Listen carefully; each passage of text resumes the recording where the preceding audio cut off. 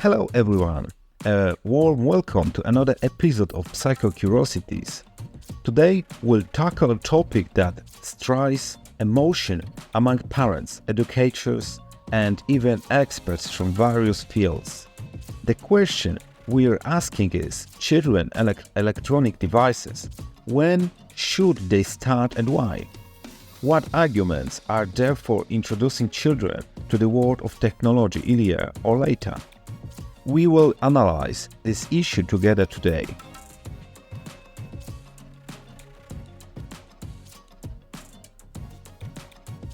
Let's begin our journey with an issue that seems to be a constant part of everyday life. Electronic devices.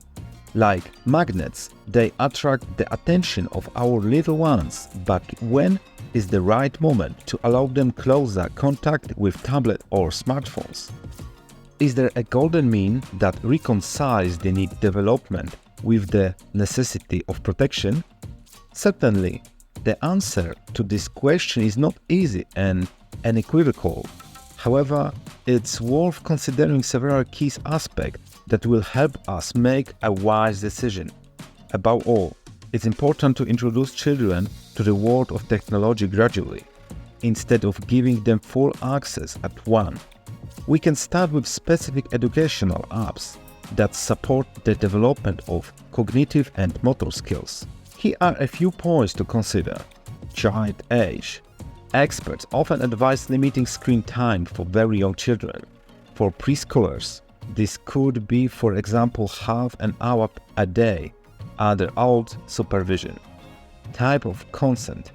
Choose educational app and game that age are appropriate and beneficial for learning and development. Screen time.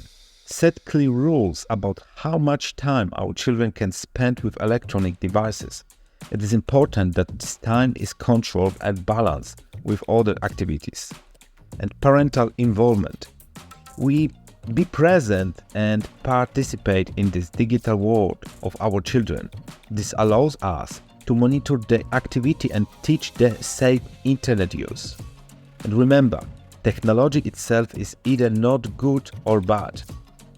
How we use it and what we take away from it depends on ourselves and the boundaries we set.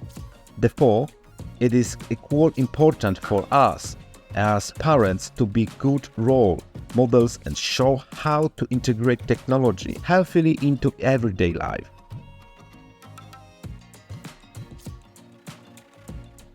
While the American Academy of Pediatrics recommends limiting screen time for children to no more than 1 hour a day for ages 2-5, other studies emphasize the role of quality, not just quantity, of this time.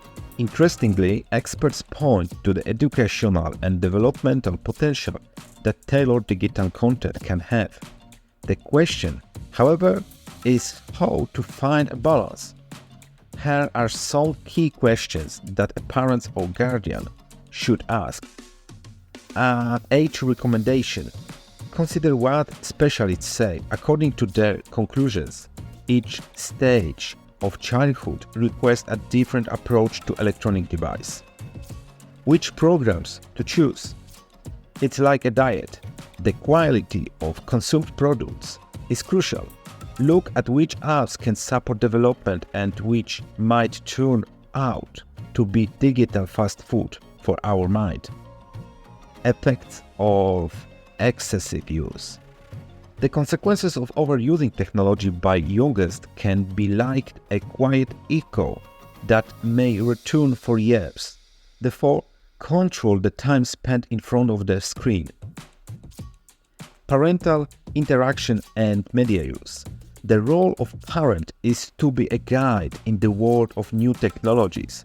Parents create the navigational map throughout the sea of information, setting directions and boundaries.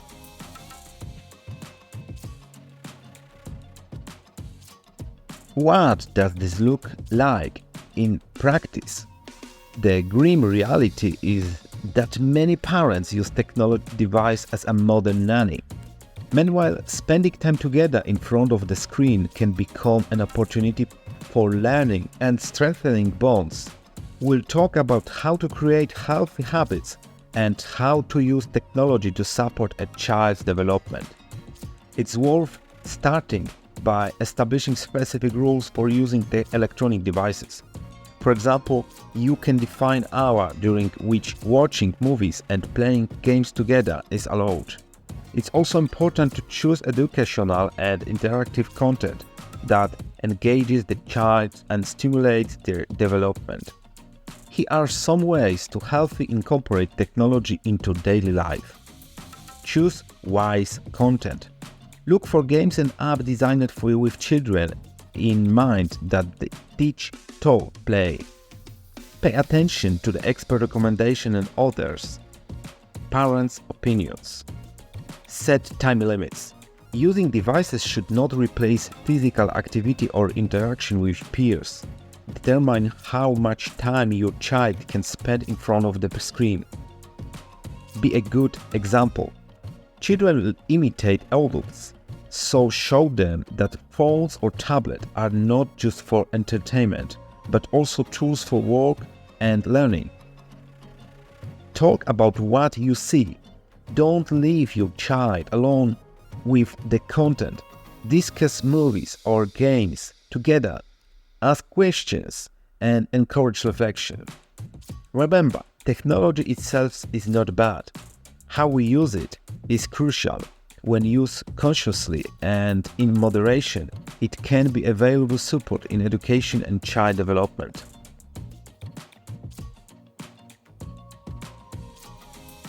A calm harbor or stormy waves.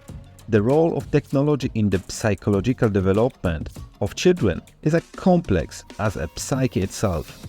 We'll touch on emotion, cognitive process, and how electronics affect their shaping.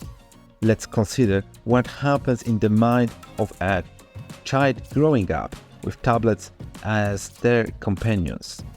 Technology opens doors to the world of knowledge for children.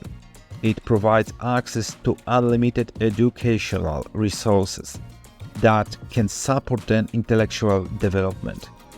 Children have the opportunity to learn throughout interactive games that develop logical thinking and problem-solving skills. However, it's important to remember balance. Advantages of technologies in education. Access to the information. The internet offers a vast database that can expand the horizons of young minds. Learning through play. Educational apps and games teach children new skills in an attractive way. Development of digital skills.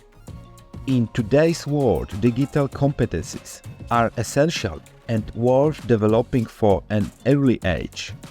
On the other hand, excessive use of electronic devices can lead to information overload and emotional problems.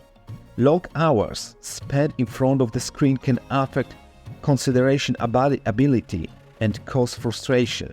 There is also a risk that the virtual world will become more attractive to the child than reality, which can disrupt social development. Potential dangers. Screen addiction. Too much time spent with devices can be harmful. Sleep problems. Blue light emitted by screen can negatively affect sleep quality. Social isolation. Electronic cannot replace real human relationships, which are crucial emotional development. To ensure technology is a calm harbor, parents and guardians should establish rules for using devices, encourage children to engage in physical activities, read books, and spend time outdoors. It's important to talk to the children about the content they encountered on the internet and teach them critical thinking. Tips for parents. Setting time limits. I know I managed and I mentioned about it again, but determine how much time your child can spend with devices. Joint activities. Be part of your child's digital world. Play games together, watch educational videos. Promoting other forms of entertainment. encourage drawing, support, and meeting with peers. In summary, technology can be both a source of knowledge as a potential threat. The key is on moderation and cautious use of its possibilities to support the psychological development of children. Let's summarize our reflection today.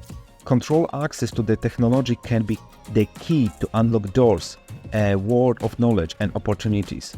But access, as in every sphere of life, career risks. Let's give our children the tool for learning and discovery, teaching them at the same time how to use these tools responsibly and in moderation. That's the end of our meeting. Thank you for being with me and invite you to continue the discussion. What role do you think technology should play in the lives of our children?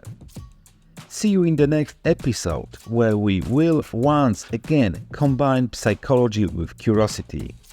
See ya!